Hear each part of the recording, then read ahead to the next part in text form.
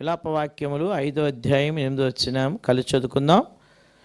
దాసులు మాకు ప్రభువులైరి, వారి వశం నుండి మమ్మను విడిపింపగల వాడెవడును లేడు. మరలా చూద్దాం ఈ మాట. దాసులు మాకు ప్రభువులైరి, వారి వశం నుండి మమ్మను విడిపింపగల వాడెవడును లేడు. మరి ఒక మాట యెషయా గ్రంథము 26వ అధ్యాయము, యెషయా గ్రంథము 26వ అధ్యాయము 13వ వచనాన్ని మనం కలిసి చదువుకుందాం. యెషయా గ్రంథము 26వ అధ్యాయము 13వ వచనాన్ని మనందరం కలిసి చూద్దాం. యెహోవా మా దేవా, నీవు గాక వేరు ప్రభువులు మమ్ము నేలిరి, ఇప్పుడు నిన్ను బట్టియే నీ నామమును స్మరింతుము. చాలామంది చదవలేదు, మరలా చదవండి గట్టిగా ఈ మాట. యెహోవా మా దేవా, నీవు గాక వేరు ప్రభువులు మమ్మల్ని నేలిరి, ఇప్పుడు నిన్ను బట్టియే నీ నామమును స్మరింతుము. మరొక మాట మొదటి కొరింథీ పత్రిక 11వ అధ్యాయము 28వ వచనాన్ని మనం కలిసి చదువుకుందాం. మొదటి కొరింథీ పత్రిక 11వ అధ్యాయము 28వ వచనాన్ని కలిసి చూద్దాం. కాబట్టి ప్రతి మనుషుడు తను తాను పరీక్షించుకునవలెను, అలాగూ చేసి ఆ రొట్టెను తిని ఆ పాత్రలోనిది త్రాగవలెను. మోకరించండి, ప్రార్థన చేసుకుందాం.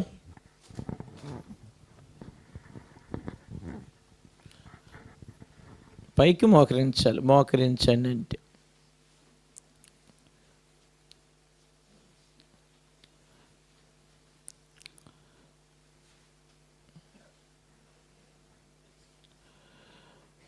మా ప్రియమైన తండ్రి, జీవాధిపతి అయిన మా దేవా, మా రక్షణకు కారణభూతుడు మీ ప్రియమైన కుమారుడై మా ప్రభు అయిన యేసుక్రీస్తు వారి జీవముగల నామమును బట్టి మా హృదయపూర్వకమైన వందనాలు చెల్లిస్తున్నాం.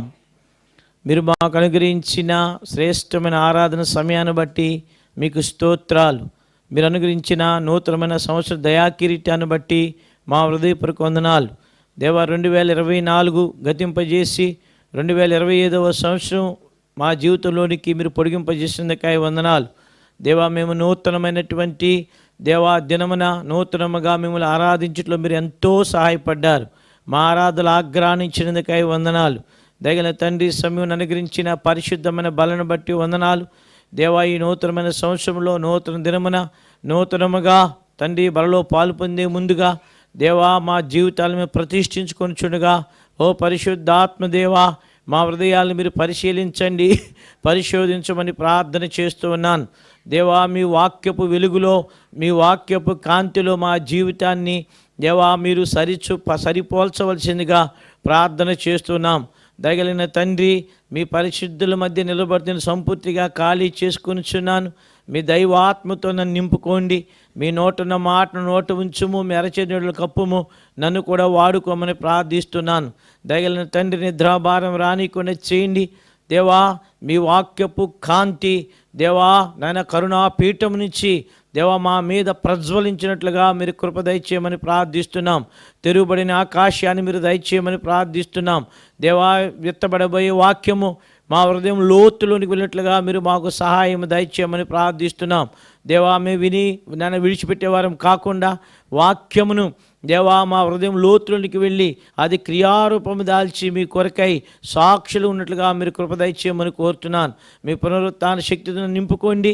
దేవా, మీ నోటున్న మాట నోట ఉంచి మీ అరచేతులను కప్పి నన్ను కూడా వాడుకోమని ప్రార్థిస్తూ యేసుక్రీస్తు ప్రభువారి నామమును బట్టి వందనాలు చెల్లించి ప్రార్థిస్తున్నాము తండ్రి, ఆమేన్.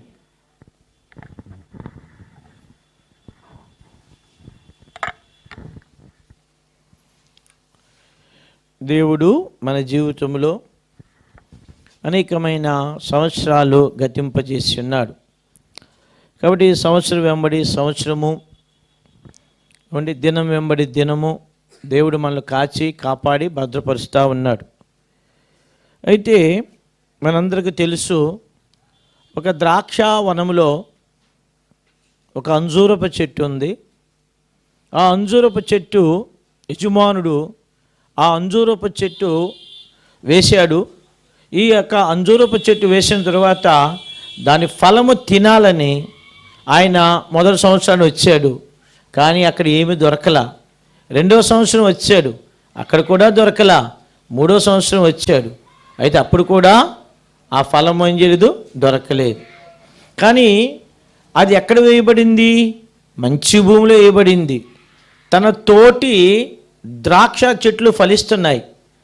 ఆ తోటలో ఉన్నటువంటి ప్రతి ద్రాక్ష చెట్టు కాస్తుంది. కానీ ఆ తోటలో ఉన్నటువంటి భూమి మంచిదే, తోట యజమానుడు మంచివాడే, తోటమాలి మంచివాడే, సమయాన్ని బట్టి దాని టైం టు టైం నీళ్లు పెడతా ఉన్నాడు, కాబట్టి దానికి కావాల్సిన ఎరువు వేస్తున్నాడు. కానీ ఏమి రావటం లేదు, యజమానుడు వచ్చినప్పుడు ఫలాలు రావటం లేదు. అయితే యజమానుడికి ఒకసారి బాధ కలిగింది. ఎంతైనా చెట్టు, ఎవరైనా సరే చెట్టు ఎంత మంచిదైనా ఫలించకపోతే దాన్ని ఉంచుతారా? ఉంచరు, దాన్ని నరికి వేస్తారు. కాబట్టి యజమానుడు వచ్చి ఒక రోజున తోటమాని పిలిచి, అయ్యా దీనికి ఎంతో ఎరువు వేస్తున్నావు, దీన్ని ఎంతో చూస్తున్నాను, 3 సంవత్సరాల నుంచి ఆశగా వచ్చాను, కానీ అది ఫలాలు ఫలించట్లేదు, దీనివల్ల భూమి ఎందుకు వ్యర్థమైపోవాలి, దీన్ని నరికి వేయండి అన్నాడు. మనమైతే ఫలించని ప్రతి చెట్టును ఏం చేస్తాం, మనం నరికి పారేస్తాం. అప్పుడు ఆ తోటమాలి ఏమన్నాడంటే, అయ్యా ఈ సంవత్సరము కూడా ఉండనిమ్ము, ఇది లోతుగా నేను తవ్వుతా, నేను వెరువు వేస్తా, ఈ సంవత్సరంగా నువ్వు ఫలించకపోతే దాన్ని ఏం చేయాలి, నువ్వు నరికేస్తామన్నాడు. ఈ యొక్క ఉపమానానికి అర్థం ఏమిటి అంటే, తోట యజమానుడు దేవుడు, తోటమాలి యేసుప్రభువు వారు, మరి అంజూరపు చెట్టు ఎవరు? మనం. చూడండి, సంవత్సరం వెంబడి సంవత్సరం ఏమని 2024 కూడా గతించిపోయింది. దేవుడు మనకు ఒక సంవత్సరం ఇచ్చాడు, మనకంటే అనేక మంది వెళ్ళిపోయారు. అయితే దేవుని యొక్క వాక్యం ఏం చెప్తుందంటే, నిన్ను నన్ను ఉంచింది ఎందుకంటే, దేని ఉంచాడండి మనల్ని ఉంచింది? ఫలించడానికి. ఈ ఫలించుడు ద్వారా ఎవరు మహిమపరచబడాలి? దేవుడు మహిమపరచబడాలి. అందుకే యోహాను సువార్త 15వ అధ్యాయంలో మనం చూస్తే, ఈ యోహాను సువార్త 15వ అధ్యాయంలో యేసుక్రీస్తు ప్రభువారు శిష్యులతో చెప్పాడు, మీరు బహుగా ఫలించటం వలన తండ్రి ఏం చేయబడతాడు? మహిమపరచబడతాడు. కాబట్టి మన ఈ లోకంలో మనం చూస్తే చాలామంది ఏమండి, నిన్న కాక మొన్న ఇక వాట్సాప్లో పెట్టారు, ఒక సేవకురాలు ఆమె నిద్రించింది. చూడండి, నిన్న కాక మొన్నే. కాబట్టి అయితే మనకు అలాంటి మరణం రాకుండా దేవుడు మనకు ఏమిచ్చాడు? జీవాన్ని ఇచ్చాడు. దేవుడు మనకు ఒక జీవితాన్ని ఇచ్చాడు. ఈ సంవత్సరము కూడా దేవుడు ఉంచాడు. అయితే ఇక్కడ బైబిల్ ఏం చెప్తుందంటే, మీరు ఫలించటం వలన తండ్రి ఏమైపడతాడు? మహిమపరచబడతాడు. కాబట్టి బల్లెద్దకు వచ్చిన మనము ఈ సంవత్సరమైనా దేవుడు ఏం కోరుతున్నాడంటే, ఫలించాలి, దేవునికి మహిమ తీసుకుని రావాలి, దేవునికి ఘనత తీసుకురావాలి, నీ ద్వారా అనేక మంది మార్చబడాలి, నీ ద్వారా అనేక మంది దేవుని దగ్గరికి రావాలి, నీ ద్వారా అనేక మంది ఏం చేయాలి? మేలు పొందాలి. అందుకే అబ్రహాము ఒక్కడే, అబ్రహాము ద్వారా దేవుడు ఏమన్నాడు? నీ సంతానం వలన అన్ని జనులందరూ ఏం చేయబడతారు? ఆశీర్వదించబడతారు. కాబట్టి రక్షించబడిన నీవు, రక్షించబడినటువంటి మనము చాలా మనం అడుగుతాం, అయ్యా ఎన్ని సంవత్సరాలు రక్షించబడి అంటే అంటాం, అయ్యా 10 సంవత్సరాలండి, 15 సంవత్సరాలండి, 20 సంవత్సరాలండి. కానీ దేవుని నుండి ఒక్క ఆత్మను సువార్త ద్వారా తీసుకుని వచ్చావా? నీ ద్వారా ఎవరినైనా బలపరిచావా? సమస్యలో ఉన్నవారు, ఇబ్బందిలో ఉన్నవారు, ఇరుకులో ఉన్నవారు, దుఃఖంలో ఉన్నవారు, వారి దగ్గరికి వెళ్ళి, అయ్యా ఏం పర్వాలేదు, మన దేవుడు ఉన్నాడు, మనకు సహాయం చేస్తాడు అని ఎప్పుడైనా ఎవరినైనా మనం ఓదార్చామా? అవేమి మనం చేయం. ఏమండి, ఒక ధనవంతుడు ఉన్నాడు, ఆ ధనవంతుడు వల్లే మనం కూడా ఉంటాం. ఆ ధనవంతుడు ఏమన్నాడు? నా ప్రాణమా తినుము, త్రాగుము, సుఖించుము. చూసారా? కాబట్టి ఇలాంటి ప్రజల వలన దేవునికి, దేవుని సంఘానికి కూడా ఎలాంటి లాభం ఉండదు, గుర్తుపెట్టుకోండి. కాబట్టి నీ కొరకే నువ్వు బ్రతికావనుకో, నీ కొరకే నువ్వు ప్రయాసపడ్డావు అనుకో, ఎంతసేపు నీ సుఖమే, నీ సంతోషమే, నీ ఆనందమే. కాబట్టి దేవుని పనికి విషయం కానీ, దేవుని యొక్క ఆత్మల భారం కానీ నువ్వు లేకపోతే నీ వలన దేవునికి ఎలాంటి ఉపయోగము లేదు. అయినా మనల్ని ఎందుకు ఉండనిచ్చాడు? ఏమొచ్చారు రావు, ఎందుకు ఉండనిచ్చాడు దేవుడు మనల్ని? యేసుక్రీస్తు ప్రభువారు మన కొరకు ప్రార్థన చేస్తున్నాడు. అయ్యా, ఈ సంవత్సరమైనా ఏం చేయాలి? వండనియ్యి. నా ప్రియమైన సోదరి సోదరులారా, దేవుడిచ్చిన విలువైన నీ ప్రాణం ఇది, విలువైన నీ జీవితం ఇది. ఈ జీవితము దేని కొరకు? దేవుని కొరకు. అందుకే అపోస్తలుడైన పౌలు గలతీ 2:20-21 అంటాడు, ఇప్పుడు నేను జీవించిన జీవితం నాది కాదు, నన్ను ప్రేమించి నా కొరకు ప్రాణం పెట్టిన దేవుని కుమారుని అందరి విశ్వాసం వలన ఏం చేస్తా? నేను జీవిస్తూ ఉన్నాను. కాబట్టి మనం చెప్పగలమా? నూతనమైన సంవత్సరంలోనికి దేవుడు దయాకిరీటం ఇచ్చాడు. ఒక గిఫ్ట్ ఇది, ఒక గిఫ్ట్ అండి. నువ్వు బతికున్నావు, నేను బతికున్నావు, ఒక బహుమానం అది. అందుకే యేసు ప్రభువు ఏమన్నాడు? ఒక మనుషుడు లోకమంతా సంపాదించుకుని తన ప్రాణం పోగొట్టుకుంటే వానికి ఏమి ప్రయోజనం?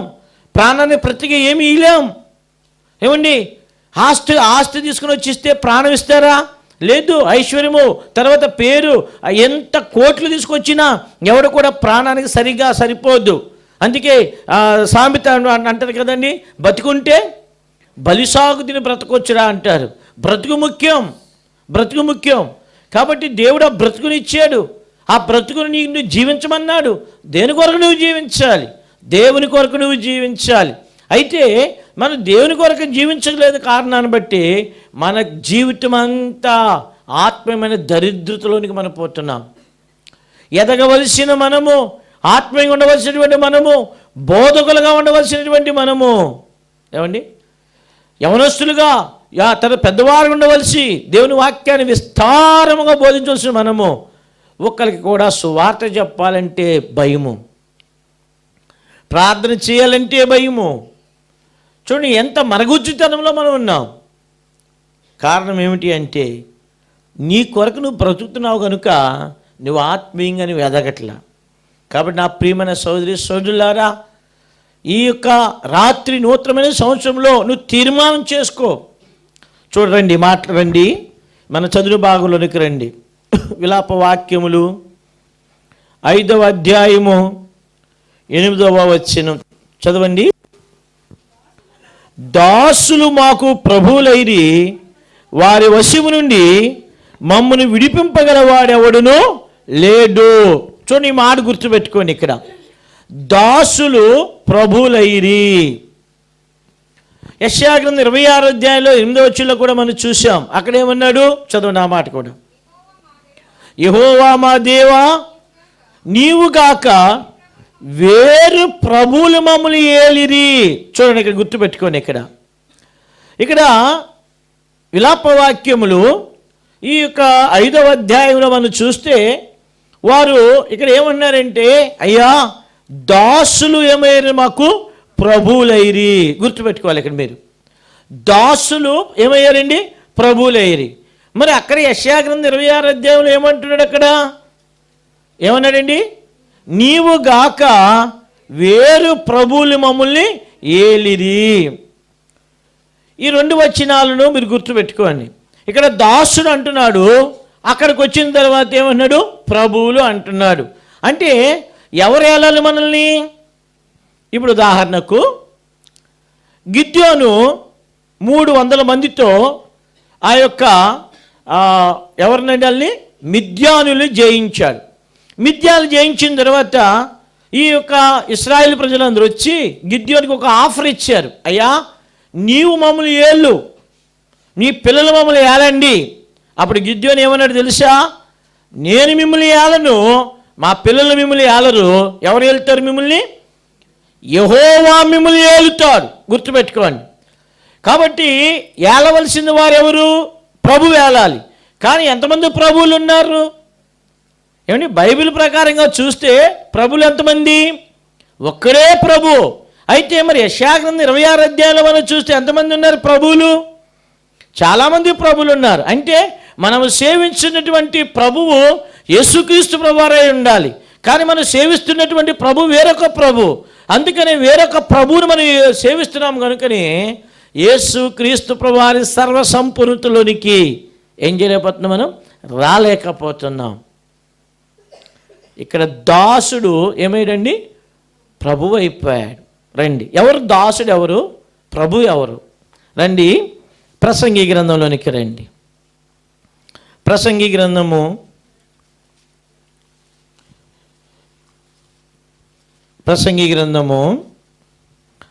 10వ అధ్యాయం చూడండి, 4వ వచనం నుంచి చూడండి. ఇక్కడ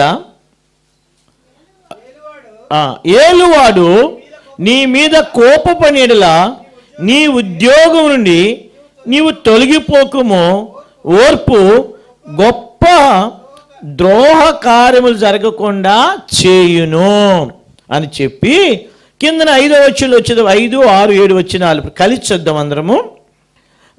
ప్రసంగి గ్రంథము 10వ అధ్యాయము 5, 6, 7 వచనాలు. పొరపాటున అధిపతి చేత జరుగు దుష్కార్యం ఒకటి నేను చూచి తిని, ఏమనగా బుద్ధిహీనులు గొప్ప ఉద్యోగంలో ఉంచబడిటయు, గనులు కింద కూర్చుంటయు, పనివారు గుర్రముల మీద కూర్చుంటయు, అధిపతి సేవకులు నేల నడుచుటయు నాకు అగపడెను. మహాజ్ఞానటువంటి సొలొమోను చెప్తున్నటువంటి మాట ఏమన్నాడంటే, ఒక విషయం నాకు ఆశ్చర్యంగా ఉంది. ఏమిటి ఆశ్చర్యమైంది? ఏమన్నాడండి? ఇక్కడ అన్నాడు, ఏమన్నాడు? బుద్ధిహీనులు గొప్ప ఉద్యోగంలో ఉంచబడ్డారు, గనులు ఎవరు చేయబడ్డారు? కింద కూర్చున్నారు. రెండవ సందర్భం ఏమన్నాడు? పనివారేమో గుర్రాల మీద ఉన్నారు, అధికారులేమో కింద ఉన్నారు. ఇక్కడ బుద్ధిహీనులు, పనివారు. జాగ్రత్త, ఈ మాట గుర్తుపెట్టుకోండి. కాబట్టి ఇక్కడ మన ముఖ్యమైన అంశం ఏంటి? నీవు గాక వేరొక ప్రభువులు మమ్మల్ని ఏలిరి అన్నాడు. కాబట్టి ఎవరు మనల్ని ఏలాలి? దేవుడు ఏలాలి. అయితే ఇక్కడ దేవుని వాక్యంలో మనం చూస్తే ఈ యొక్క బుద్ధి లేని వారు, ఈ పనివారు ఎవరికి గుర్తు అంటే మన శరీరానికి గుర్తుపెట్టుకోవాలి. ఇక్కడ మీరు మన శరీరానికి గుర్తు. అయితే గొప్పవారు జ్ఞానం దేనికి గుర్తు? ఆత్మకు గుర్తు. అంటే మన ఆత్మ ఏం చేయాలి? శరీరం మీద ఏలుబడి చేయాలి. మన ఆత్మ శరీరాన్ని ఏలాలి. ఎందుకని బైబిల్ ఏం చెప్తుంది? దేవుడు ఆత్మ. కాబట్టి దేవుడు ఆత్మతో పరలోకం నుండి భూమి మీద దిగి వచ్చిన తర్వాత ఆ భూమిని ఏం చేశాడు? ఆయన సృష్టించాడు. కాబట్టి ఇప్పుడు అక్కడ రాయబడింది ఏంటంటే, ఆదికాండం 2వ అధ్యాయం 7వ వచనంలో రాయబడిన మాట ఏంటి? నేలమట్టితో నరుడు నిర్మించాడు, వారి నాసికారంధ్రం జీవాయుని ఉదాడు, నరుడు ఏమయ్యాడు? జీవము ప్లస్ ఆత్మ అయ్యాడు. కాబట్టి ఈ ఆత్మ ఎక్కడ వచ్చింది? దేవుని దగ్గర వచ్చింది. అందుకే దేవుడు ఏమన్నాడు? ఆదికాండం 1వ అధ్యాయము 29, 28 వచ్చేటప్పటికి మీరు ఏలండి. ఏం చేయమన్నాడండి? మీరు ఏలండి, భార్యను భర్తను భూమి మీద ఏలండి అన్నారు. అయితే ఎప్పుడైతే దేవుని మాట వారు తృణీకరించారో, దేవునికి ఎప్పుడైతే అవిధేయత చూపించారో, దేవునికి ఎప్పుడైతే లోబం లేదో, దేవుని ఎప్పుడైతే తిరస్కరించారో, వారి జీవితంలోనికి ఏమొచ్చిందంటే పాపం వచ్చేసింది. పాపం వస్తూ ఏం తీసుకొచ్చింది? శాపాన్ని తీసుకొని వచ్చింది. శాపం ఏం తీసుకొచ్చిందంటే మరణాన్ని తీసుకొని వచ్చింది. కాబట్టి నా ప్రియమైన సోదరి సోదరులారా, దేవుని మాట వినకపోవడమే శాపగ్రస్తమైన జీవితం. అందుకనే వ్యక్తిగత జీవితంలో శాపము, కుటుంబ జీవితంలో శాపము, సంఘంలో కూడా శాపము, లోకంలో కూడా శాపము. కాబట్టి శాపం పోవాలి అంటే ఏం చేయాలి? మనం అనుకుంటా, అయ్యా ఏంటి శాపం? ఈ శాపం ఎలాగపోద్ది? ఈ బాధ ఎలాగపోద్ది? ఈ ఇబ్బంది ఎలాగపోద్ది? ఇరుకు ఎలాగపోద్ది? దీన్ని ఏ వ్యక్తి ఎవడు ఏమి చేయలేడు. ఏ పాస్టర్ గారు కావచ్చు, ఏ పెద్ద కావచ్చు, ఎవడేమి చేయలేడు. కానీ నువ్వే మాత్రమే చేయగలవు. మనమే దేవుని దగ్గరకు వచ్చి, దేవుని దగ్గర మనం సమాధాన పడినప్పుడు, దేవునికి మనం అప్పగించుకున్నప్పుడు, దేవుని వైపు తిరిగినప్పుడు ఆ శాపగ్రస్తమైన జీవితం నుంచి దేవుడు మనకు విడుదలనిస్తాడు. నా ప్రియమైన సోదరి సోదరులారా, ఈ రాత్రి కాల సమయం ముందు మనల్ని ఏది ఏలుతుంది? బైబిల్ ఏం చెప్తుందంటే, సొలొమోను అన్నాడు ఇక్కడ, సొలొమోను ఏమన్నాడు ఇక్కడ? బుద్ధిహీనులేమో గొప్ప ఉద్యోగంలో ఉన్నారు, జ్ఞానులు ఏమన్నారు ఎక్కడున్నారు? చదువు మాట ఏమన్నాడు?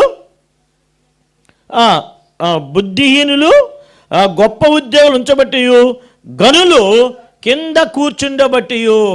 తర్వాత పనివారు ఎక్కడున్నారు? గుర్రముల మీద ఉన్నారు. అధిపతులు ఎక్కడున్నారు? ఎక్కడండి? సేవకుల వలె నేలను ఉన్నారు. ఏమండి, మన అధికారి ఎవరు? ఆత్మ, మన ఆత్మ. కానీ దేవుడు మనకు 3 ఇచ్చాడు: శరీరము, ప్రాణము, ఆత్మనిచ్చాడు. కాబట్టి ఆత్మ, అందుకే బైబిల్ ఏం చెప్తుందంటే దేవుని ఆత్మ, ఏమండి, దేవుని ఆత్మనా? దాని మీరు తప్ప రైట్ చెప్పాలి మీరు. నరుని ఆత్మ యెహోవా పెట్టిన దీపం. ఏంటండి? దేవుడు మనకిచ్చిన ఆత్మ దేవుడు పెట్టినటువంటి దీపం. అది ఏం చేస్తుంది? హృదయాంతరంగాలన్నీ ఏం చేస్తుంది? శోధిస్తుంది. కాబట్టి దేవుని ఆత్మ మనలో ఉంచినప్పుడు మన జీవితము, మనలో ఉన్నటువంటి ఆత్మ శరీరాన్ని ఏలాలి. ఓ మాట నేను చెప్తాను. ఓ సంగతి నేను విన్నాను. ఒక మాస్టర్ గారు, కాలేజీ ప్రొఫెసర్ గారు 3 మనుషు పుర్రెలు తెలుసా? పుర్రెలు 3 తీసుకొచ్చి అక్కడ పెట్టి, రే ఎవడ జ్ఞానవంతుడో చెప్పండి రా అన్నాడు. ఒక పుర్రేమో కొంచెం బండగా ఉంది, ఒక పుర్రేమో కొంచెం సన్నంగా ఉంది, కొంచెం సన్నంగా ఉంది. ఒకడు వచ్చి, సార్ ఈ బండగా ఉన్నవాడే ఏమనండి, కండ ఉన్నవాడే బలం ఉన్నవాడే జ్ఞానవంతుడు కదా సార్, అంతే కదండి. కాబట్టి ఇది కండ ఎక్కువ ఉంది కనుక ఇది జ్ఞానం ఉందండి అని చెప్పాడు. ఇంకొకడు వచ్చి అన్నాడు, లేదు సార్, కొంతమంది బండగా ఉన్న జ్ఞానంగా ఉండరు, పీలగా ఉన్నా సరే సన్నంగా ఉన్న వాళ్ళు జ్ఞానంగా ఉంటారు సార్, అందువల్ల ఈ 2వ పుర్రే ఏంటి జ్ఞానం అండి అని చెప్పాడు. 3వవాడు ఏం చేశాడంటే ఈ 2 కాదని చెప్పి ఒక పదునైనటువంటి ఒక ఇనప సువ్వ తీసుకొచ్చి ఏం చేశాడంటే ఈ యొక్క చెవిలో పెట్టాడు. ఈ చెవిలో పెడితే ఈ చెవిలో నుంచి ఇటు వచ్చేస్తే అప్పుడు చెప్పాడు ఈ స్టూడెంట్ అన్నాడు, సార్ ఈడంత బుద్ధిహీనుడు ఎవడు లేడండి, ఈడు ఈ చెవితో వింటాడండి, ఈ చెవితో ఏం చేస్తాడు? వదిలేస్తాడండి, ఈడు జ్ఞానవంతుడు కాదండి అన్నాడు. మరి ఇంకొక పుర్రు తీసుకొని అది మళ్ళీ చెవిలో పెడితే ఆ చువ్వ ఏంటి, ఆ ఓస ఏం చేసింది? చెవిలోంచి నోట్లోకి వచ్చింది. సార్ ఈడు కూడా జ్ఞానవంతుడు కాదు సార్, ఈడు వింటున్నాడు కానీ బయటికి ఏం చేస్తున్నాడు? వదిలేస్తున్నాడు అన్నాడు. అయితే 3వ పుర్రు తీసుకొని గుచ్చితే అది చెవిలో నుంచి హృదయంలోనికి వెళ్ళింది. అప్పుడు ఏం చెప్పాడు? సార్ ఇది మంచి జ్ఞానవంతుడండి, వీడు విని ఎక్కడ తీసుకెళ్తున్నాడు? హృదయంలోది. ఇప్పుడు మనం ఏ పుర్రి మంది? ఏమండి, విని వదిలేస్తాం కదా. నేను చెప్పకూడదు, మనం ఏ పుర్రో మనకే తెలుసు కదా. పోయిన వారం వాక్యం ఏంట్రా అని అడిగామనుకోండి, చాలా 100% ఏ పుర్రి మంది? ఏమని? ఈ చెవితో వినే పుర్రి. అయితే దేవుని వాక్యం ఏం చెప్తుందంటే బుద్ధిహీనుడు ఎక్కడున్నాడండి? మంచి ఉద్యోగంలో ఉన్నాడు, గనులు నేలనున్నారు. అంటే అర్థం ఏంటంటే బుద్ధిహీనత మన శరీరం, గనుడు మన ఆత్మ ఎక్కడ ఉండాలి? ఏలాలి. కానీ ఇక్కడ పొరపాటున ఏం జరుగుతుంది? ఇక్కడ బుద్ధిహీనుడు యజమానుని ఏలుతున్నాడు. మన శరీరము చూడు, ఎప్పుడు చూడు, ఆత్మ ఏమో సిద్ధమే, నిద్రపోకుండా ఉందాం వచ్చారు, కానీ ఇప్పుడు ఏమైపోతుంది? శరీరం ఏం చేస్తుంది? ఏలుబడి చేస్తుంది కదా. వినాలి. కాబట్టి ఇక్కడ దేవుని వాక్యంలో చూస్తే, అందుకని ఇక్కడ ఏమన్నారు? దాసులు మాకు ఏమయ్యారు? ప్రభువులైరి. కాబట్టి ప్రభువుగా ఉండవలసినటువంటి ఆత్మ ఇప్పుడు ఎందులోకి వెళ్ళిపోయింది? దాసరికంలోనికి వెళ్ళిపోయింది. అందుకే శరీరం ఏం చెప్తో చేస్తుంది. చూడండి, గలతీ రాసిన పత్రికలోనికి రండి. గలతీ రాసిన పత్రిక అపోస్తలుడైన పౌలు గలతీ రాసిన పత్రిక 5వ అధ్యాయము మొదటి వచనం చూడండి. ఇక్కడ మనం కలిసి చూద్దాం. గలతీ రాసిన పత్రిక 5వ అధ్యాయం మొదటి వచనం. ఇంకెత్తుక్కుంటున్నారా? నిద్రపోతే ఏం చెప్తారా శ్యామల? తీయాలి. చదవండి శ్యామల, చదవరా.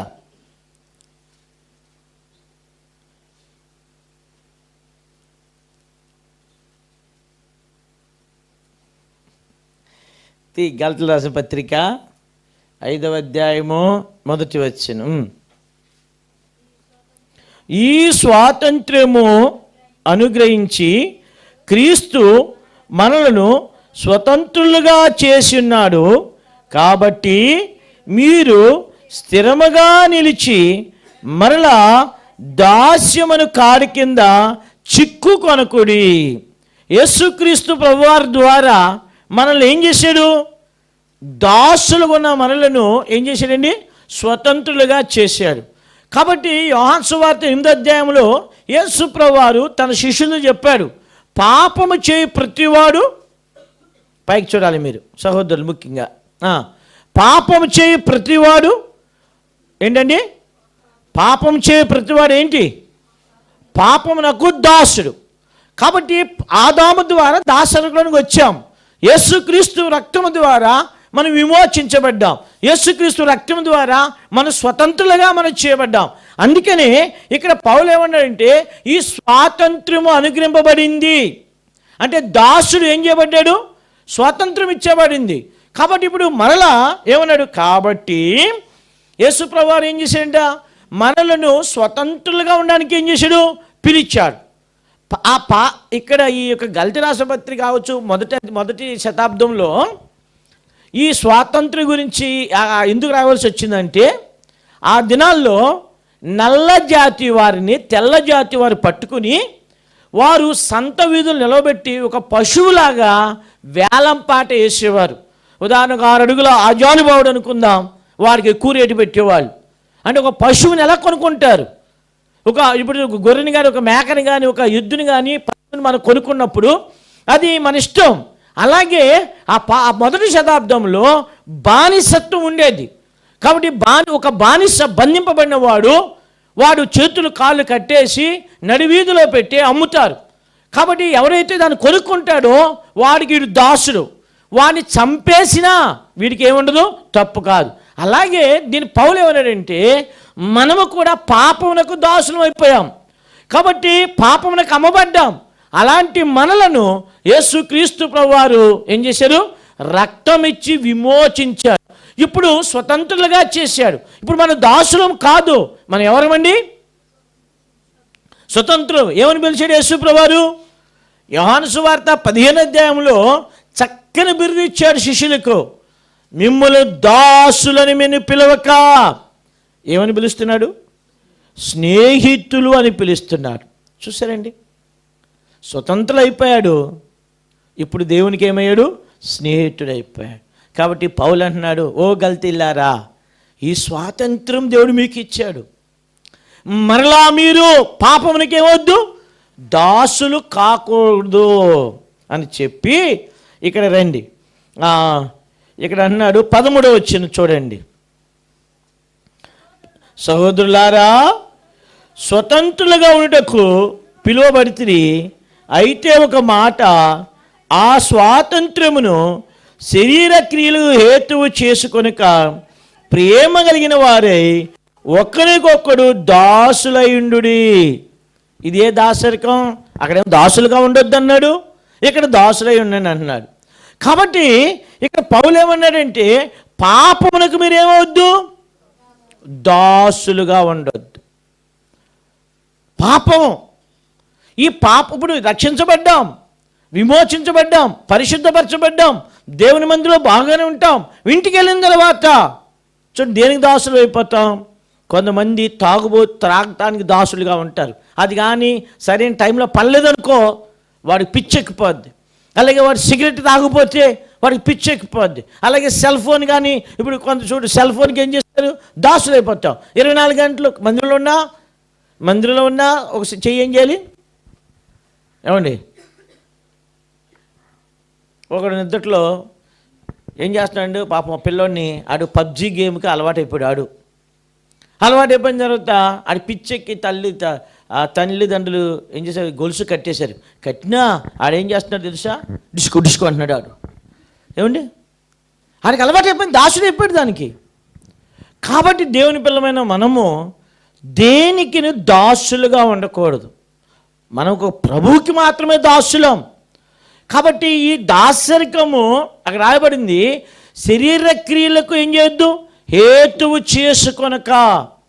మీరు పిలువబడ్డారు కనుక ప్రేమ కలిగి ఒకరికొకరు ఏం చేయండి, దాసులు. ఎలా దాసులు? పాపానికి దాసులు ఉండొద్దు అన్నాడు. మరి ఇక్కడ సహోదరులకి ఎలా దాసులు ఉండాలి? యోహాను సువార్త 13వ అధ్యాయంలో యేసు ప్రభువారు వెళ్ళిపోయే సమయం వచ్చింది. వెళ్ళిపోయే సమయం వచ్చినప్పుడు పస్కా పండుగను ఆచరిస్తూ ఉన్నారు.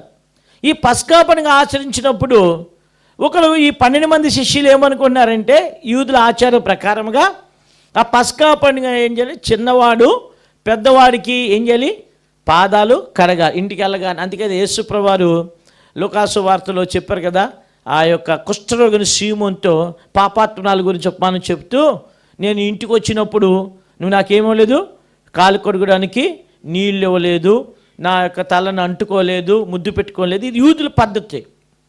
కాబట్టి వీళ్ళు ఏం చేయాలంటే పాదాలు కడగాలి.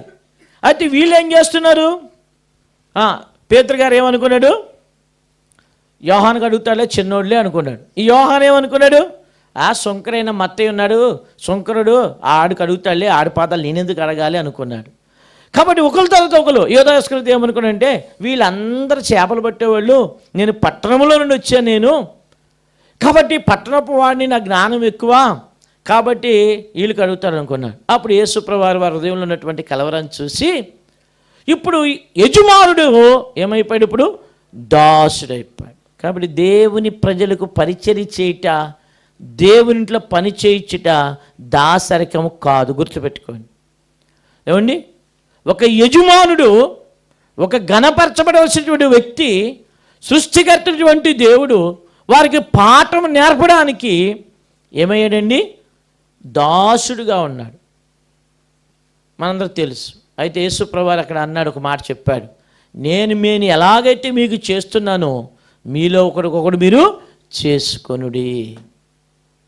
అబిగేలమ్మ గారు, సరే ఒక మాట చెప్తానే, ఒకటి గుర్తొచ్చింది ఇప్పుడు మళ్ళీ. ఇలాగే మీటింగ్స్ జరుగుతున్నాయి అంట, ప్రజలందరూ నిద్రపోతున్నారంట.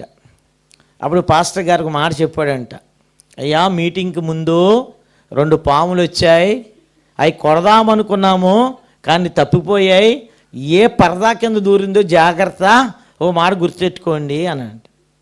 అన్న తర్వాత కొంతసేపుకి వాక్యం చెప్తుంటే ఒక పక్కింటి వెనకాల ఆమె పాస్టర్ గారు చెప్పిన రెఫరెన్స్ మర్చిపోయి ఏంటి అక్క అని ముందాము నిలిపింది. అప్పుడు బాబోయ్ లేచి పారిపోయింది. ఇవిడు నిద్రపోతారా, 2 పాములు వదలాలి ఇప్పుడు. ఏనండి, రైట్. ఇక్కడ దేవుని వాక్యంలో మనం చూస్తే యేసుక్రీస్తు ప్రభువారు దాసుడుగా చేయబడ్డాడు. అందుకని ఇక్కడ పౌలు గల్తీ రాసిన పత్రికలు అన్నాడు, ఓ గల్తీలారా, మీరు ఈ స్వాతంత్రం మీకు అనుగ్రహించబడింది, శరీర క్రియలకు ఏం చేయొద్దు, మీరు హేతువు చేసుకొనవద్దు అని చెప్పి ఇప్పుడు ఏమన్నాడు చూడండి, 16వ వచనం, నేను చెప్పినది ఏమనగా ఆత్మానుసారముగా నడుచుకుని అప్పుడు మీరు శరీరేచ్ఛను నెరవేర్చరు. చాలు చూడండి, ఈ మాట గుర్తుపెట్టుకోండి. శరీరాన్ని జయించలేం, జాగ్రత్త గమనించండి. శరీరాన్ని జయించడం బహు కష్టమండి అంటారు. అయితే బైబిల్ ఏం చెప్తుందంటే, ఈ శరీరాన్ని జయించడం బహు కష్టం కాదు, పాపాన్ని జయించడం బహు కష్టం కాదు. అందుకే అపోస్తలుడైన పౌలు రోమాపత్రికలో పౌలు అంటాడు, 8వ అధ్యాయంలో చివరిలో అంటాడు, నేను ఎలాగొస్తుంది మాకు విజయము, మనల్ని ప్రేమించిన వారిని బట్టి అత్యధికమైన విజయము మేము పొందుచున్నాం. కాబట్టి యేసుక్రీస్తు ప్రభువు మనల్ని ప్రేమిస్తున్నాడు. కాబట్టి నువ్వు పాపాన్ని జయించాలి. నువ్వు దేనికైతే ఎడిట్ అయిపోయావో, దేనికైతే నువ్వు బందీ అయిపోయావో, దేనికైతే బానిస అయిపోయావో అది విడుదల ఇవ్వాలని దేవుడు కోరుతున్నాడు. కాబట్టి గడిచిన దినాలన్నీ చాలు, నీవు పాపంలో బంధింపబడ్డావు, నీవు అపరిశుద్ధిలో బంధింపబడ్డావు, నువ్వు అనేకమైనటువంటి వాడికి ఎడిట్ అయిపోయావు. అయినను ప్రేమ గల దేవుడు ఈ రాత్రికాల సమయమందు నీకు విడుదలను ఇస్తాడని దేవుడు కోరుతున్నాడు. అందుకనే యేసుక్రీస్తు ప్రభువు తండ్రి దేవుని గురించి కీర్తన రాస్తాడు. ఆయన గాయ పొందిన వారిని ఏం చేస్తాడండి? గాయం చేయడు, గాయాలు కట్టేవాడు. చెదిరిన ఇశ్రాయేలు ప్రజలను ఏం చేసేవాడండి? ఆయన సమకూర్చేటువంటి వాడు. అయితే ఇప్పుడు నువ్వు నేను ఏం చేయాలి? ఎవడు యాకోబు దేవుని మీద ఆనుకున్నో, చూడండి, ఆనుకోవాలి మనం. దేవా, దీనికి ఎడిట్ అయిపోయాను, దేవా దీన్ని నేను చేయలేకపోతున్నాను, కాబట్టి ఈ సంవత్సరంలోనైనా నీ కొరకు నేను చెయ్యాలనుకుంటున్నాను అని ఆశ కలిగి ఉంటే బైబిల్ చెప్తుంది, మీరు ఆత్మానుసారంగా నడుచుకోండి, అప్పుడు మీరు శరీరేచ్ఛలను నెరవేర్చరు. శరీరేచ్ఛలు నెరవేర్చరు. నీ శరీరంలో నెరవేర్చిన నీవు ఇప్పుడు పతనమైపోయావు, నీ జీవితం పాడైపోయింది. అయినను మనుషులు ఏమనుకుంటారంటే, అది వీళ్ళు బాగుపడతారా, వీళ్ళు పైకి రాగలరా, వీళ్ళు కుటుంబం పైకి వస్తుందా? అయితే దేవునామని కొందనాలు. దేవుడు చెప్తున్నాడు, నీవెంత చెడిపోయినప్పటికీ కూడా, నీవెంత పాడైనప్పుడు కూడా, నలిగిపోయినప్పుడు కూడా దేవుని వాక్యం చెప్తుందంటే తిరిగి సమకూర్చేటువంటి దేవుడు, తిరిగి కట్టేటువంటి దేవుడు. నేను నష్టానంతటిని తిరిగి సమకూరుస్తాడు. నువ్వు ఆర్థికంగా ఎంత నష్టపోయినా, నువ్వెంత, నీ కుటుంబం ఎంత ఇబ్బందులకు వెళ్ళిపోయినా, ఒక డాక్టర్ నాతో చెప్పాడు, హోమియోపతి ఆయన, సార్ ఎంత జబ్బు వచ్చినా సరే మంచం మీద పడకుంటే చాలని బతికిచ్చేస్తాడు అన్నాడు. ఒక డాక్టర్కే, భూ సంబంధమైన డాక్టర్కే అంత నమ్మకం ఉన్నప్పుడు యేసుక్రీస్తు ప్రభువారు ఆయన పరమ వైద్యుడు, ఆయన అన్నీ చేయగలడు.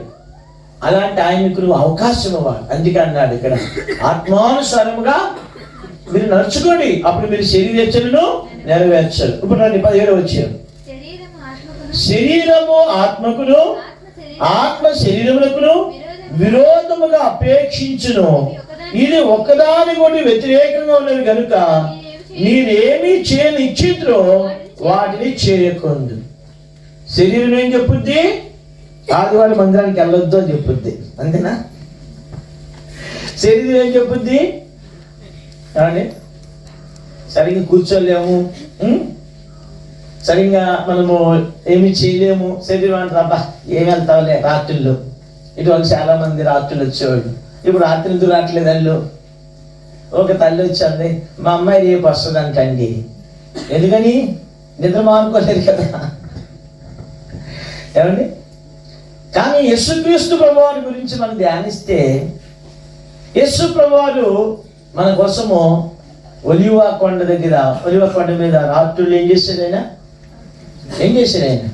మనం ఒకరోజు వచ్చేటప్పటికి ఏమైపోతుందా? శ్యామల నిద్ర ఆగలేకపోతుంది, కాళ్ళు లాగేస్తున్నాయి, ఎప్పుడు వదిలేస్తా బయటికి పోతామని చూస్తాం.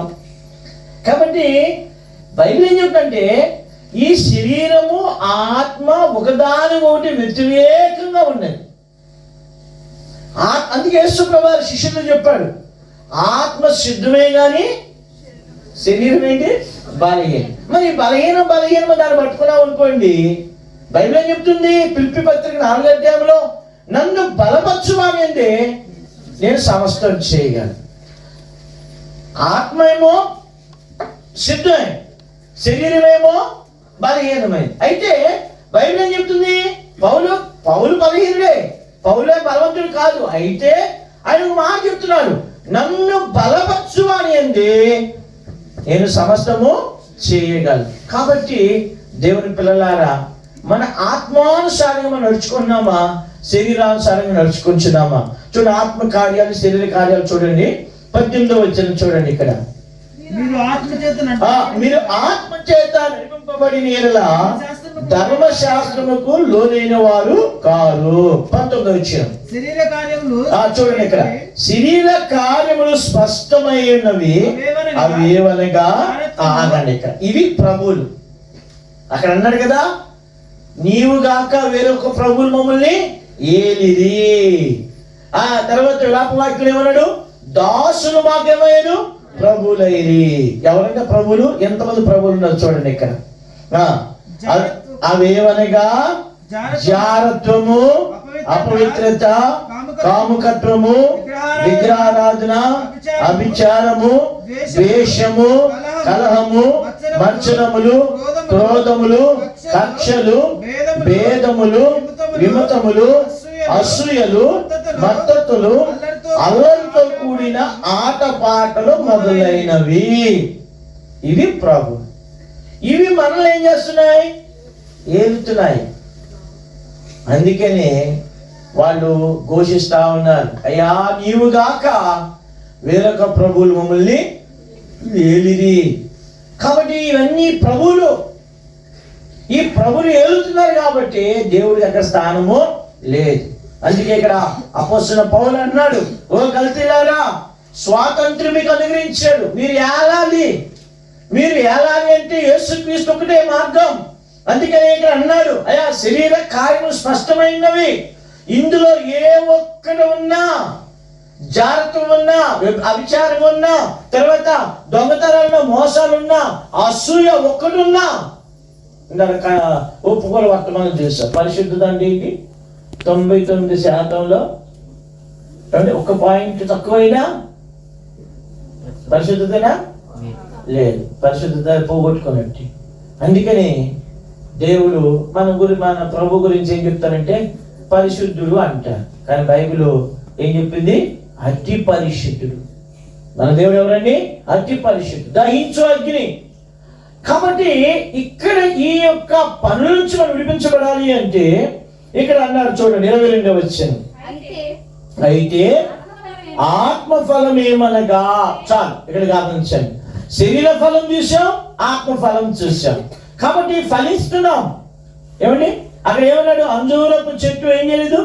ఫలించలా. ఏం ఫలించలేదు? యజమానుడు కోరినటువంటి ఫలాన్ని అది ఫలించలా. అందుకే యెషయా గ్రంథం 5వ అధ్యాయంలో చూస్తే అక్కడ కూడా యజమానుడు తోట వేశాడు, అక్కడ కూడా ద్రాక్ష తోట నాటించాడు. అయితే మంచి సత్తువ గల భూమిలో ఆ ద్రాక్ష తోట పెట్టాడు. కానీ వచ్చేటప్పుడు ఏ కాయలు కాసిందండి? 6 ద్రాక్షలు కాసింది. ఏమండి అప్పుడు యజమానుడు అన్నాడు, అయ్యో నేను దీనికి చేసినట్టు ఎవరు చేయగలరు? ఎంత చక్కగా దీని భూమిని బాగు చేశాను, రాళ్ళను తీసివేశాను, మంచి భూమిలో ఈ ద్రాక్ష తోటను తెచ్చాను, కానీ భూమి ఏమైపోయింది? వ్యర్థమైపోయింది.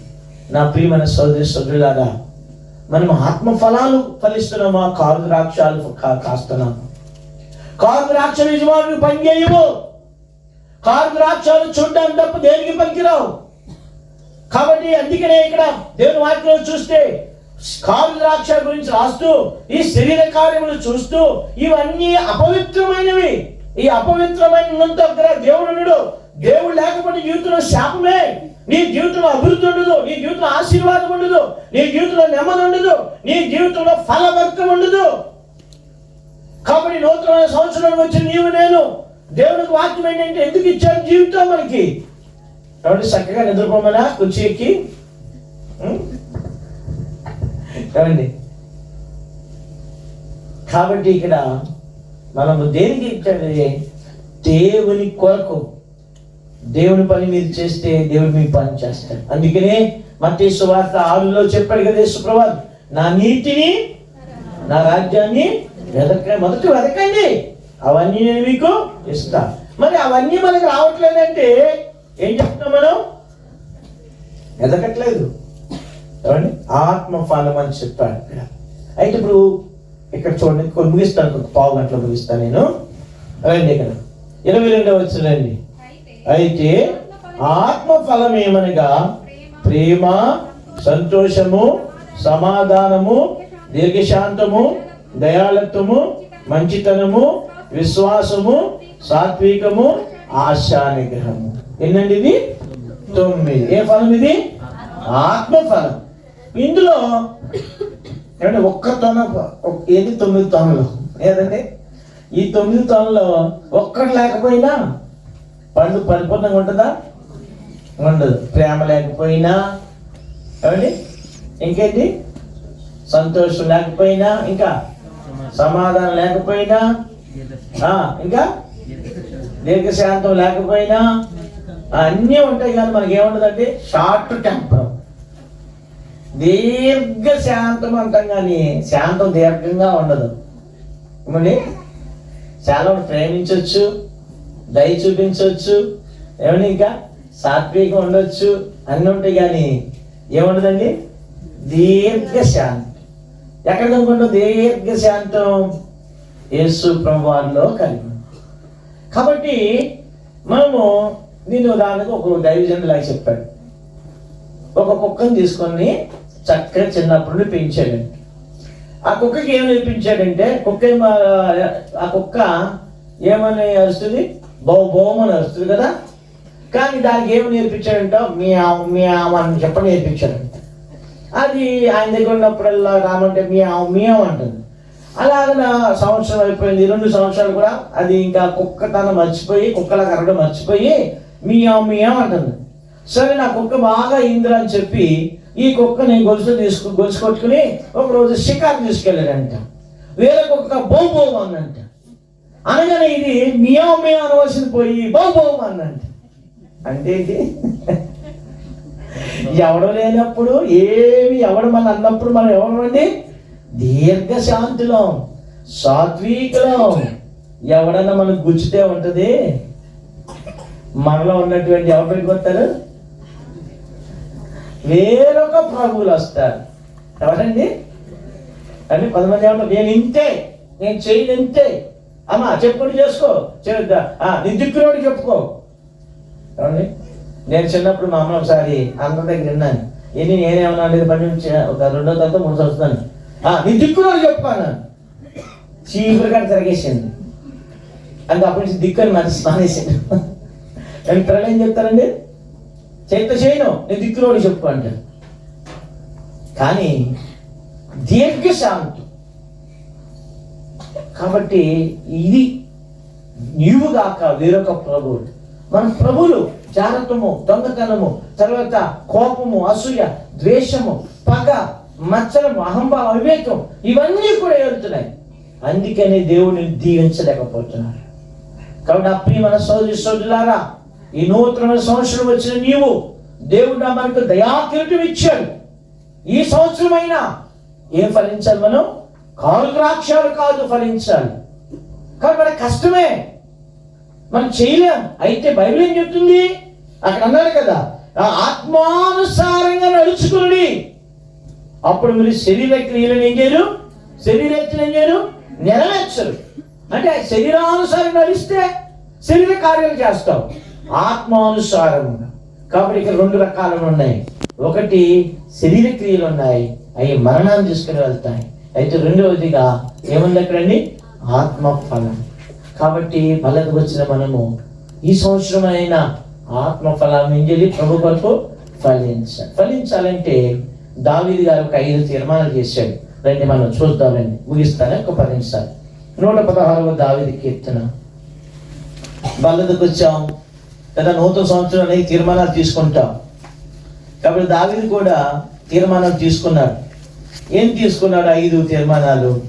కానీ ఆయన జీవితం ఎప్పుడు కూడా ఆ తీర్మానం నుంచి బయటికి రాదు. 116 దావీదు కీర్తన మొదటి వచ్చిన చదవాలి.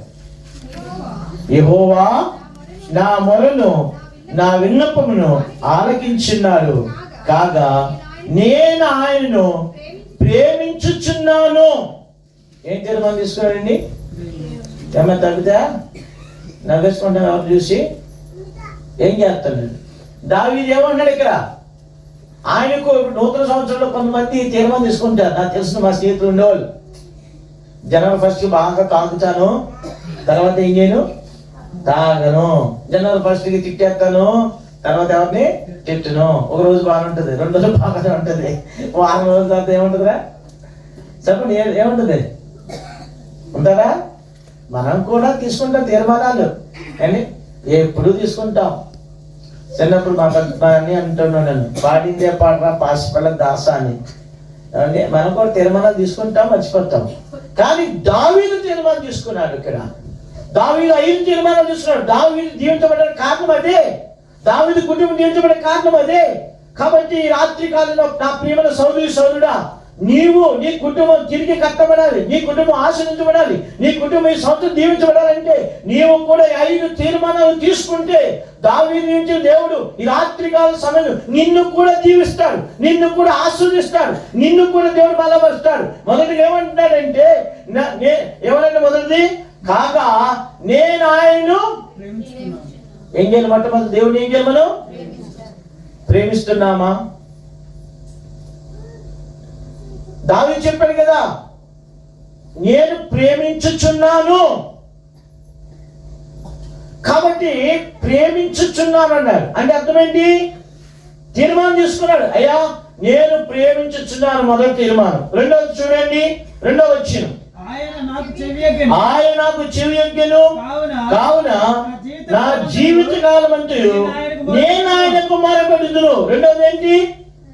ఏం సువాస ఏం చేయమన్నాడు? రెండోది ఏంటన్నాడు? మొదటి ఏమన్నాడు? ఏం శివ మొదటి ఏమన్నాడు? ఏమన్నాడు? కింద చెప్పాలి. ఏమన్నాడు? నేను ఆయన ప్రేమిస్తున్నాను అంటే ప్రేమిస్తాను. రెండోది ఏమన్నాడు? నేను మొరపెడతాను అంటే అర్థమేంటి? ప్రార్థన చేస్తానే ఉంటా. మూడవదిగా చూడండి, ఇక్కడ మూడవదిగా 9వ వచనం చూడండి, సజీవులున్న దేశంలో యెహోవా సన్నిధిని, ఇది తప్ప ఎక్కడ కాలం గడుపుతాము కదండి. ఈ ఎక్కడ తప్ప దేవుని ఇంట్లో తప్ప. ఏమండి ఒకసారి ఫేస్బుక్లోనూ వాట్సాప్ పెడుతుంటారు, మందిరానికి వచ్చేటప్పుడు ఎలా కొడతారని తెలుసా? ఒక 3 రకాల జంతువులు పెట్టారు. ఒకటి ఏంటంటే తాబేలు, రెండవది సింహం, మూడవది ఏమో చిరుతుపది. దాన్ని రాశాడు, మందిరానికి వచ్చేటప్పుడు తాబేలాగా నడుచుకుంటూ వస్తారు. ఎంత ఆలస్యంగా అంత మంచిది. రెండవది ఏంటి? సింహం 24 గంటలు 20 గంటలు నిద్రపోద్దంట. మందిరానికి వచ్చి ఏం చేస్తామండి? ఎలా దానిలో పైకి ఏంటండి? సింహం ఏం చేస్తుంది? నిద్రపోతుంది. మరి చిరుతుపల్లి కదా ప్రపంచంలోనే అది మంచి వేగంగా పరిగెత్తుంది. ప్రార్థన ఇటు ఆలస్యం, ఆమెను ఆలస్యం ఉంటారు. ఇక్కడ చిరుతుపుల్లా వెళ్ళిపోతా ఉంటారు. ఏమండి కనబడండి అక్కడ. ఏమండి ఇక్కడ అన్నాడు, మూడో తీర్మానం ఏమంటాడు ఏంటి? ఏమన్నాడు? యెహోవా సన్నిధిని నేను కాలము గడుపుతును. 4వదిగా రండి, 17వ వచనం, నేను నీకు కృతజ్ఞతార్పణ అర్పించేదను, యెహోవా నామమున ప్రార్థన చేసేది. 5వది చూడండి, 19వ వచనం, యెరూషలేమా నీ మధ్యను నేను యెహోవాకు నా మొక్కుబళ్ళు చెల్లించెదను. చూడండి మాట. ఈ 5 తీర్మానాలు తీసుకున్నాడు. మొదట అన్నాడు నేను ఆయనను ప్రేమించుచున్నాను. రెండోది ఏమంటున్నాడు? నేను ఆయనకు మొరపెడుదును. మూడోది ఏమంటాడు అక్కడ? యెహోవా సన్నిధిలో నేను కాలము గడుపుతాను. 4వది అన్నాడు నేను అర్పణ ఏం చేస్తాను? కృతజ్ఞత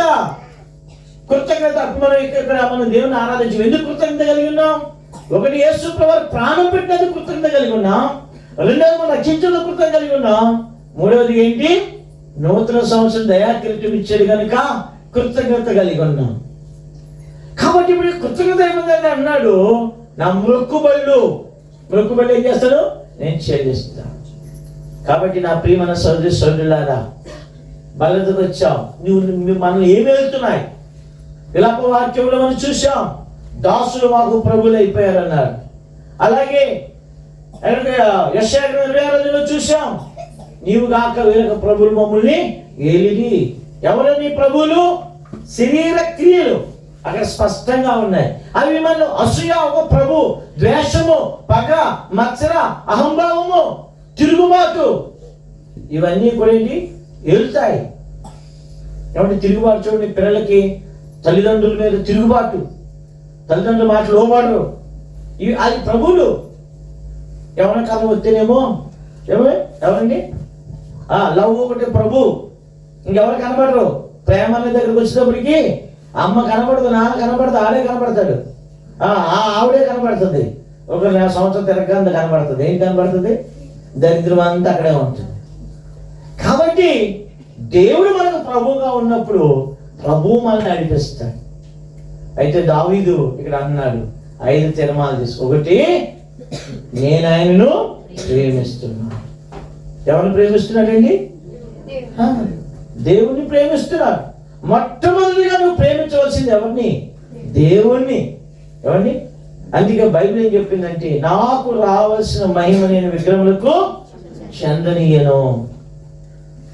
దేవునికి వస్తున్న స్థానము నీ భర్త కానీ, నీ భార్య కానీ, నీ పిల్లలకు కానీ, నీ బంధువులు కానీ ఎవరికి ఇచ్చిన జీవితం నష్టమే. ఎంత నష్టం అంటే అంత నష్టం. మన ఆదివారం సంగతి చెప్పారు, మళ్ళీ చెప్తాను నేను. ఆంబ్రూస్ సంగతి నాకు చెప్పారు అన్నమాట. ఒక ఆమె ఆదివారం నాడు భార్య భర్తలు సిద్ధపడి మందిరానికి వెళ్తున్నారు. మందిరానికి తాళం వేసి తాళం వేసేసారు. ఇంకా జోబులో లాక్ పెట్టుకుని వెళ్ళేటప్పటికి ఎప్పుడు రాని చుట్టం వచ్చాడు. చుట్టం రాగానే భార్య అంది, అయ్యా ఎప్పుడు రాని బంధువు వచ్చాడు మన ఇంటికి, ఇప్పుడు మందిరం మానేసేసి మందిరము వెళ్ళిపోయి అనుకో, వీళ్ళు వదిలేస్తే వీళ్ళు ఎంతో కోప్పడతారు మన మీద, కాబట్టి ఏం చేయాలి, మనం మందిరం మానేసి వీటి దగ్గర చూద్దాం అంది. సరే భార్య అంది కదా, భర్త కూడా వచ్చి లోపలికి వచ్చేసి భార్య అందయ్యా మరి ఈయన వచ్చాడు కదా, ఇప్పుడు మాంసం తీసుకురావని పంపించింది. మాంసం తెచ్చారు. పాపం మాంసం తెచ్చిన తర్వాత భార్య సిద్ధం చేస్తుంది. భర్తను వచ్చిన చుట్టము మాట్లాడుకుంటున్నారు. కాబట్టి ఇప్పుడు భార్య బావిలో నీళ్ళు తోడుతా ఉంది పాపం. కాబట్టి ఒకడే కొడుకు. ఆవిడ ఇది జరిగిందండి, మద్రాసులో జరిగిన సంగతి అండి. ఇది జోషమ్మలు చెప్పారు, అమృతంగా చెప్పాడు మాట. అంటే దేవుని ఇంటిని ప్రేమించకుండా మనుషులు ప్రేమిస్తే ఎంత నష్టమో అది గుర్తుపెట్టుకోండి. కాబట్టి ఆవిడ ఆ బకెట్తో నీళ్ళు తోడుతూ ఉన్నప్పుడు ఆ తాడు ఆ పిల్లవాడిని చూసుకోలేదు. బకెట్ వేసిస్తే దాంతో పాటు పిల్లవాడు కూడా వెళ్ళిపోతే భర్త కేకలు పెడితే భర్త మంచి ఆయన గజెత్తగాడు వెళ్ళి దూకేటప్పుడు పిల్లవాడు చచ్చిపోయాడు. చూడండి, దేవునికి ఇవ్వాల్సినటువంటి సమయం ఎవరికి ఇచ్చారు? మనుషులకు ఇచ్చారు కనుక విలువైన వస్తువులు కోల్పోయారు. తిరిగి రాగలరా? ఆదివారం వస్తుంది, తిరిగి ఆరాధించగలరు, పనిలో పాల్పొందగలరు. కానీ దేవుడు ఇచ్చిన బహుమానాన్ని వారు పోగొట్టుకున్నారు. కారణం ఏంటి? వారు అవిధేయత. కాబట్టి ప్రియమైన సోదరులారా, అందుకే దావీదు ఏమన్నాడంటే, దావీదు దేవుని హృదయాన్ని ఎరిగాడు. దేవుని ఎంత సంతోషపడితే అంత క్షేమం నీకు. గుర్తుపెట్టుకోండి, దావీదు మనం చూసాం కదా, దావీదు ఎంత భయంకరమైన పాపం చేశాడండి. సౌలు ఉన్నాడు, సౌలు వ్యభిచారం చేయలా, దావీదు వ్యభిచారం చేశాడు. కానీ దావీదుని క్షమించడానికి మనసు కలిగింది దేవునికి, కానీ సౌలు క్షమించిన మనసు లేదు. కారణం ఏంటి? ఏమంటాడు? సౌలు కప్పుకున్నాడు, కానీ దావీదు ఏం చేశాడు?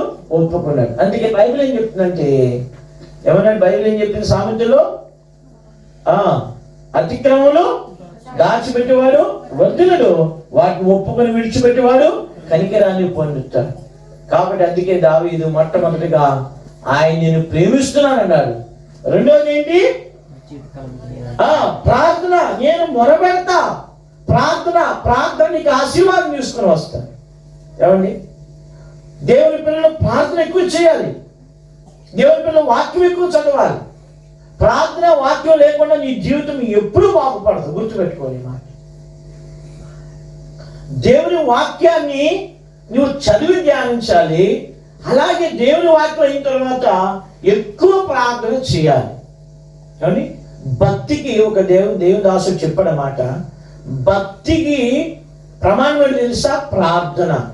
అందుకని పౌలు గారు తిమోతి చెప్పారు కదా, మనం సంపూర్ణ భక్తియు మాన్యత కలిగి సుఖముగాను నెమ్మదిగాను బ్రతుకు నిమిత్తము అందరి కొరకు ఏం చేయాలి? ప్రార్థన చేయాలి. అంటే ప్రార్థన చేయలేదంటే నేనేం లేదు, భక్తి లేదు. జాగ్రత్తగా గమనించండి. కొన్నిసార్లు వ్యక్తిగతంగా ప్రార్థన చేయము, కానీ సంఘంలో ఎక్కువ ప్రార్థన చేస్తుంటాం మనం. ఏమండి, కాబట్టి అలా మోసవలసే భక్తి దేవునికి పనికిరాదు. కానీ దేవుని పిల్లలని మనం వ్యక్తిగతంగా నీ కుటుంబం కొరకు ప్రార్థన చేయాలి, సంఘం కొరకు ప్రార్థన చేయాలి, ప్రజల కొరకు ప్రార్థన చేయాలి. దావీదు ప్రార్థనాపరుడు. దావీదు దేవుణ్ణి ప్రేమించిన వాడు. మూడవదిగా దావీదు దేవునింటిని కూడా ప్రేమించాడు. ఏమండి, చాలా మంది దేవుని ఇల్లు అంటే చాలా మంచి ఏమంటే చులకనగా ఉంటుంది. ఏమండి, భూమి మీద నువ్వు ఆశీర్వించబడడానికి కారణమైనది ఒకటి, దేవుని సంఘమే. ఆ దేవుని సంఘాన్ని హత్తుకుంటే, ఆ దేవుని సంఘంతో నువ్వు కలిసి ఉంటే నువ్వు దీవించబడతావండి. దేవుని సంఘంతో కలిసి ఉండకపోతే ఎంతో నష్టం. అందుకే బైబిల్ చెప్తుంది, యెరూషలేమా నిన్ను ప్రేమించేవారు వర్ధిల్లుతారు. దేవుని ఇంటిని ఎవరైతే ప్రేమిస్తూ వర్ధిల్లుతారు. అందుకే కదా కీర్తన 52:8 అంటాడు, దావీదు అంటాడు, నేను యెహోవా మందిరములో ఎలా నాటబడ్డాడంట, ఎలాగండి, పచ్చని ఒలివ చెట్టు. ఎక్కడండి? దేవుని మందిరంలో, దేవుని సంఘంలో. అందుకే పౌలు ఎఫెసీ పత్రికలో అంటాడు, ఆ సంఘము ద్వారా నానా విధమైన జ్ఞానం బయలుపరచబడుతుందంట. దేవుడు సంఘం అంటే శరీరం. ఆ సంఘాన్ని ప్రేమించకపోతే, ఆ సంఘంలో కలిసి ఉండకపోతే, ఆ సంఘంలో ఎలాంటి వాళ్ళు చాలు, వాళ్ళు చదువుకోకపోయినా వాళ్ళు కులం ఏదైనా సరే సంఘం అంటే సంఘమే. ఏమండి, ఆ సంఘంతో మనం కలిసి ఉండాలి. ఆ సంఘంలో అతకబడి ఉండాలి. సంఘం నీ కొరకు ప్రార్థన చేస్తుంది. కాబట్టి మూడవది ఇక్కడ దావీదు అన్నాడు, ఏమన్నాడండి ఇక్కడ, నేను యెహోవా సన్నిధి నేను కాలము గడుపుతాను. మనం ఎక్కడ కాలం గడుపుతామండి? ఏథెన్స్ వారు, అపోస్తల కార్యములు ఏథెన్స్ వారు ఎలా కాలం గడుపుతారంటే, వాళ్ళు కొత్త సంగతులు, గ్రీకు జ్ఞానం. అందుకే యేసుప్రభువు చెప్పారు, యూదులకి గ్రీకులకి తేడా ఏంటి? యూదులేమో సూచక్రియలు అడుగుతున్నారంట, గ్రీకులు ఏం వెతుకుతున్నారు? జ్ఞానాన్ని వెతుకుతా ఉన్నారు. కొత్త సంగతులు కావాలా. కానీ దేవుని పిల్లలు ఇక్కడ అన్నాడు, దావీదు అన్నాడు, నేను దేవుని మందిరంలో కాలము గడుపుతాను. 4వదిగా అన్నాడు, కృతజ్ఞత. ఏమన్నాడండి అక్కడ? కృతజ్ఞత అర్పణ. అంటే కృతజ్ఞత ప్లస్ అర్పణ. కృతజ్ఞత అర్పణ. దేవుడు మనల్ని దేవుని ఇంటికి రానిచ్చాడు, దేవుడు మనల్ని విమోచించాడు. మరి ఎంత కృతజ్ఞత కలిగి ఉండాలి. ఏమండి, విశ్వాసం లేకపోతే ఏమంటామండి? విశ్వాస ఘాతకుడు రాయుడు. మనం ఏదైనా చేసామో, వాడు మనల్ని చక్కగా ప్రేమించలేదు, మనకి ఇవ్వాల్సిన విలువ ఇవ్వలేదు. ఏమండి, ఎవరికైనా మనం హెల్ప్ చేసాము, వాడు మనల్ని ఎక్కువ పట్టించుకోలేదు, అప్పుడు ఏమంటామండి? వాడి విశ్వాస ఘాతకుడు అంటాం. కాబట్టి కృతజ్ఞత కలిగి ఉండాలి. కృతజ్ఞత లేకపోతే ఏమండి, ఏమన్నాడు అక్కడ? తిమోతి పత్రికలు అంటాడు, అంత్య దినములో అపాయకర దినములు వచ్చింది, మనుషులు స్వార్థ ప్రియులు అని చెప్పి కృతజ్ఞత లేని వారు. దేవునికి ఏం కలిగి ఉండాలి? మనం కృతజ్ఞత కలిగి ఉండాలి. 5వదిగా ఏమన్నాడు అంటే, నా మొక్కుబళ్ళు అంటే ఆరాధన. ఆరాధన చాలా ప్రాముఖ్యమైంది. ప్రార్థన, ఆరాధన, వాక్యము, తర్వాత ఏంటి? కృతజ్ఞత, తర్వాత దేవునింటిని ప్రేమించిన 5 విషయాలు చెప్పండి. ఇప్పుడు మొదటి ఏంటి? మొదటి తీర్మానం ఏం తీసుకున్నాడు ఆయన? అని చెప్పాలి. ఎవరిని ప్రేమించాలి? అది అమ్మాయిని ప్రేమించాలి, అబ్బాయిని ప్రేమించాలి. ఏమన్నా అంతేనా? ఈ రోజుల్లో ఎక్కడ చూసినాయండి? లవర్స్ డే అంట. ఏమండి, ఒక ఆయన రాశాడు, బర్త్డే ఉందంట, ఇంకా టీచర్స్ డే ఉంది, తర్వాత ఏంటి పాస్టర్స్ డే ఉంది, తర్వాత లవర్స్ డే అంట. చివరికి వచ్చేటప్పటికి ఏముంటే డేట్ తెలుసా? జడ్జిమెంట్ డే ఉందంట. అంటే తీర్పు దినం. అర్థమైందండి? కాబట్టి ఆ తీర్పు దినాన్ని తప్పించుకోవాలంటే ఈ డేలని చేయకూడదు. కాబట్టి ఇక్కడ అందుకే అన్నాడు, ఇక్కడ నేను ఆయనను ప్రేమిస్తున్నాను మొదటిది. రెండోది ఏంటి? నేను మొరపెడుతున్నాను అన్నాడు రెండోది. మూడోది కాలం గడుపుతాం మనం అవ్వగానే జంప్ కదా. ఏమండి, ఇటువరకు హెబ్రోన్లో ప్రార్థన అయిపోయిన తర్వాత ఒకరినొకరు సెకండ్ ఇచ్చుకుని కౌగులించుకున్నాం. ఆడవాళ్ళు మొగలు కాదండు, మొగలాగా అనుకున్నారు మీరు. ఏమండి, ఆడవాళ్ళు బ్రదర్స్. ఒక ఐఏఎస్ ఆఫీసర్ గారు హెబ్రోన్లో కూర్చున్నారు. ఆయన పక్కనే ఆయన ఆఫీస్లో పనిచేసే ఫ్యూన్ కూర్చున్నాడు. ఒకడు చూసి అయిపోయిన తర్వాత ఏం చేస్తారు? ప్రెసిడెంట్ ఇచ్చుకుని ఏం చేస్తారు? కౌగులించుకున్నారు. ఈ కౌగులించిన పక్కన ఉన్న ఆయన చూసి కొత్తగా, ఏంటి కలెక్టర్ గారు మీరు ఏంటండి ఈయన్ని కౌగులించుకున్నారు అంటే ఆయన చెప్పాడు, నేను బయట ఆఫీసర్ కలెక్టర్ కానీ ఇక్కడ మాత్రం సహోదరుని. ఏమండి, మన ఎంత ఆస్తి ఉన్నా, ఎంత ఐశ్వర్యం చదువుకున్నా దేవుని మందిరంలో ఎవరు మనం సహోదరులమే, అందరము సమానమే, అందరిని మనము ప్రేమించాలి. కాబట్టి దేవుని ఇంటిని ప్రేమించాడు. 4వదిగా కృతజ్ఞత అర్పణ అర్పించాడు. 5వదిగా ఏమండి మొక్కుబడి. కృతజ్ఞత అర్పణ ఏంటి అంటే, దినవృత్తాంతాలు మందిరాన్ని కడుతున్నప్పుడు దావీదు ఒక పిలిచాడు, అయ్యా నేను దేవునికి ఇచ్చాను, మీరు ఎవరైనా ఇచ్చేవాళ్ళు ఉన్నారా అన్నాడు. అదంతా ఇచ్చిన తర్వాత అంటాడు, అయ్యా మీరు నాకు ఇచ్చిన దాంట్లో నేను తీసిచ్చాను అన్నాడు. కాబట్టి దేవుని పిల్లమైన మనము ఈ 5 తీర్మానాలు మరి ఈ సంవత్సరం తీసుకుని నువ్వు ఆయన్ని హృదయపూర్వకంగా ప్రేమించు, నువ్వు ఆయనకు ప్రార్థన చేయి, నువ్వు దేవుని ఇంటిని ప్రేమించు, తర్వాత కృతజ్ఞత కలిగి ఉండు. 5వదిగా ఆరాధన కలిగి ఉన్నప్పుడు దావీదును దీవించే దేవుడు నిన్ను దీవిస్తాడు. అలాగే దేవుడు దీవించట్లుగా ప్రభువు మనకు సహాయము చేయనుగా. ప్రార్థన చేస్తాం.